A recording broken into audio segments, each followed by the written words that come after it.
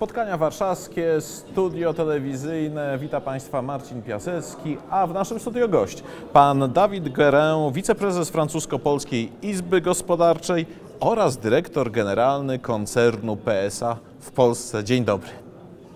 Dzień dobry.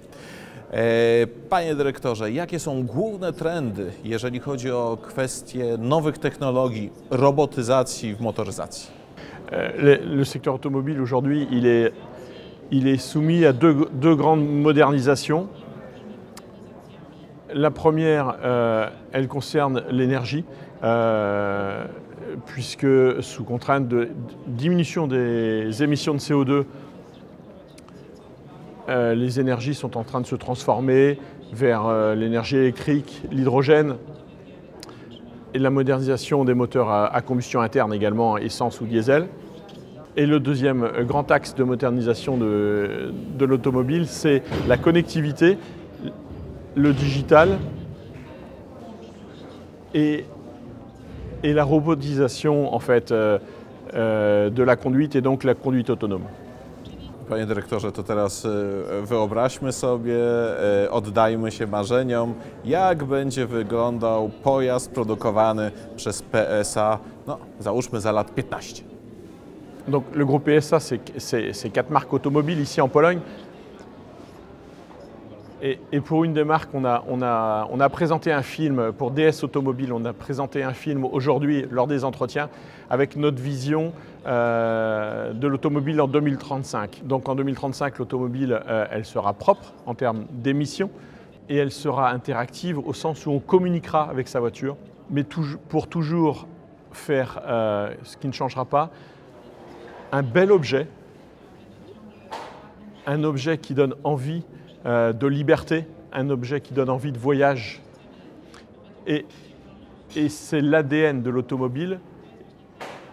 Et même si on communique avec sa voiture, même si la voiture nous procurera de nouveaux services, l'objet restera un objet désirable, beau et ouvert sur la liberté de voyager.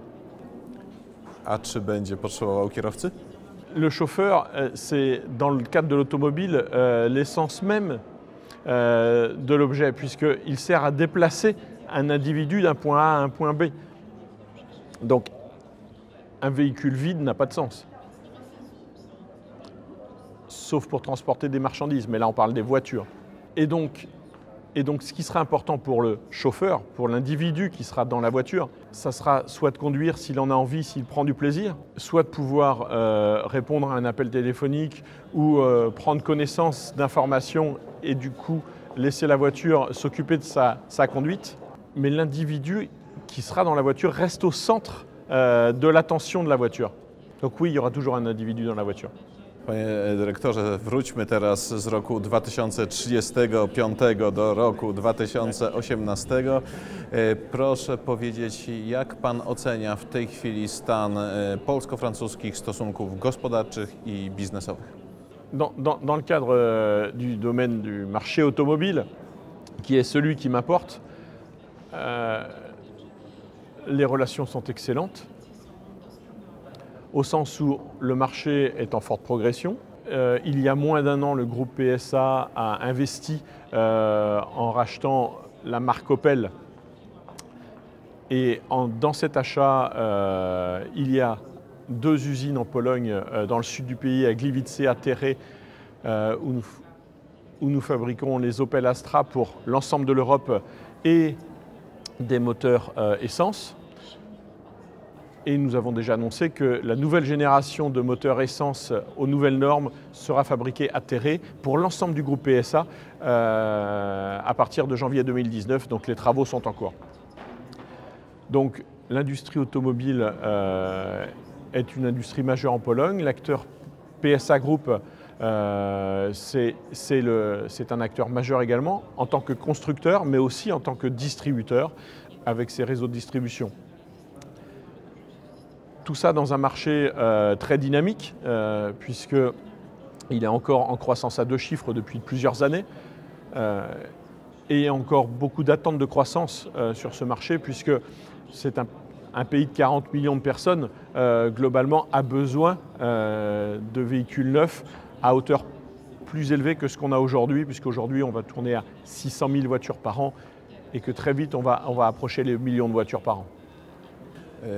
Wspomniał Pan o jednej z fabryk produkujących silniki, jest i druga, też wspomniana przez Pana fabryka w Gliwicach, już całych aut, że tak to określę. Jaka będzie jej przyszłość? Bo nie ukrywam, że po stronie polskiej w Polsce są pewne obawy, że nowy właściciel, czyli pański koncern, będzie na przykład chciał ograniczyć produkcję w Gliwicach. Le système de production du groupe PSA est assez simple à comprendre. Chaque usine, si elle est compétitive, aura des nouveaux projets. Et quand on dit nouveaux projets, ça veut dire des véhicules à construire pour la durée de vie du véhicule. Donc la compétitivité interne, c'est la clé pour obtenir un futur avec des nouveaux véhicules. Donc concernant l'usine de Gliwice, l'accord de compétitivité avec les salariés a déjà été signé il y a quelques mois. La position géographique de cette usine rend cette usine intéressante pour distribuer des véhicules partout en Europe. Et les équipes sur place travaillent à améliorer leur compétitivité tous les jours.